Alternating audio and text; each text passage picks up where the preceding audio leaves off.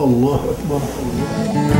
I guess subconsciously you start thinking in your head, you know, all Muslims are bad people.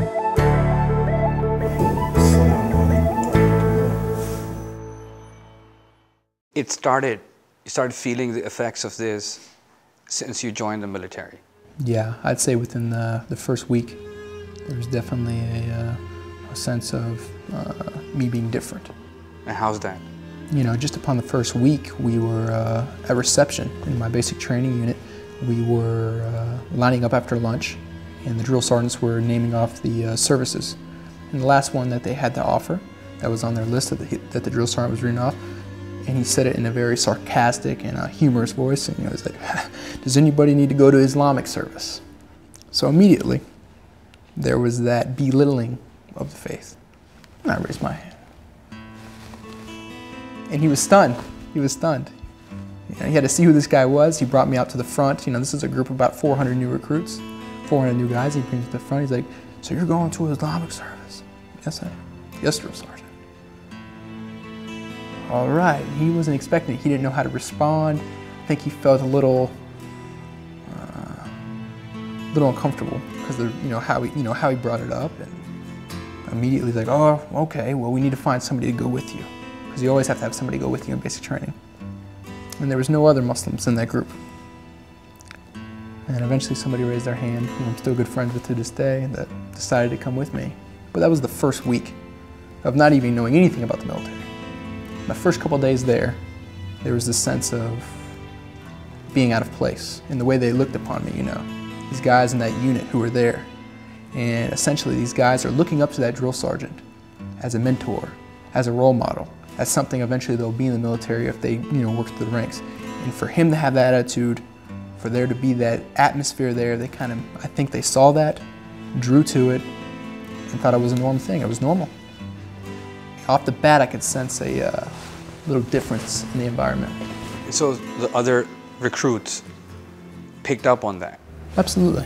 And they said, okay, my boss is doing this to this guy, so it makes it doable for me too. Sure.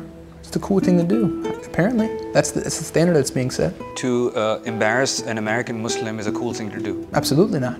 In that environment, at that time, in that arena, yes, absolutely. In the military right now, sure.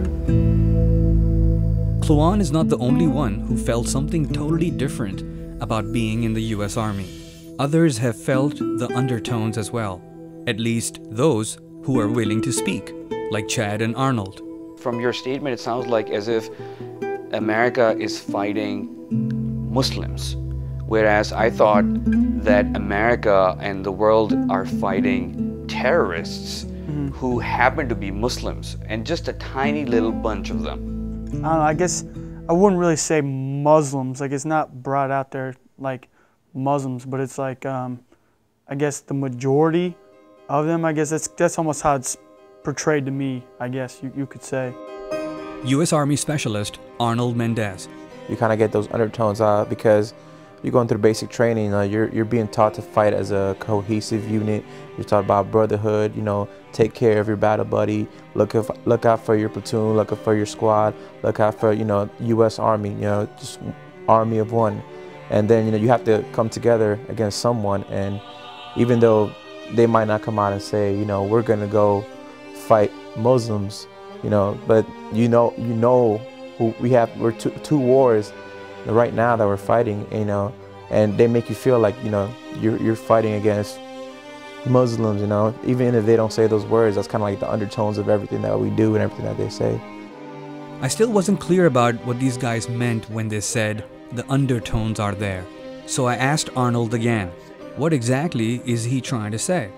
They have the sights set up, the fob set up, and the guys who are playing the insurgents, the terrorists, whatever you want to call them, these guys are dressed up in a certain manner. They're portrayed to be of Muslim faith. They're not portrayed to be just anybody. So that's why I said it has those undertones, that, and I guess subconsciously you start thinking in your head, all Muslims are bad people.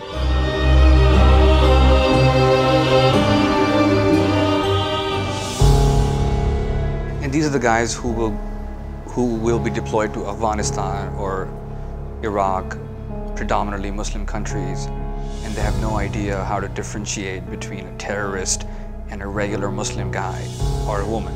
Absolutely. And I think to me, that's terrifying. And it's almost hard for me to fathom, to think that, you know, and not to say that all soldiers are feeling like that. Not all soldiers see it that way. But as most soldiers, I believe, have that perception of Islam and radicalism. They're one in their eyes. So I put the same questions to Kluan's commander at Fort Hood, Captain Christopher Arata. He says there are good and bad people in all faith groups, but we just can't label an entire demographic just because of a few bad people. Do you think all Muslims are terrorists? Absolutely not. You know, it's again, it's just one of those silly notions that, you know, people come up with. It's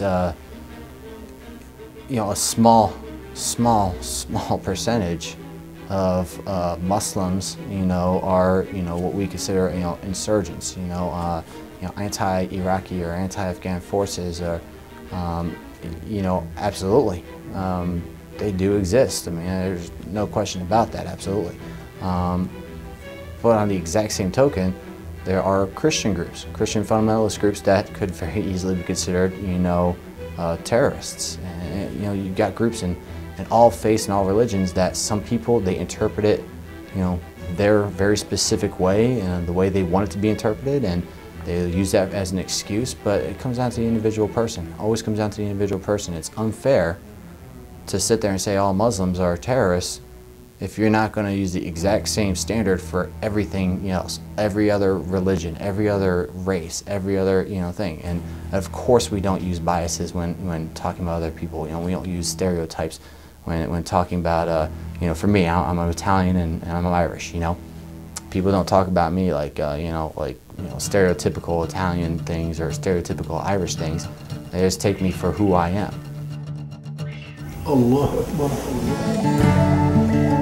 God and Allah, they're the same person. You know, they just have a different name.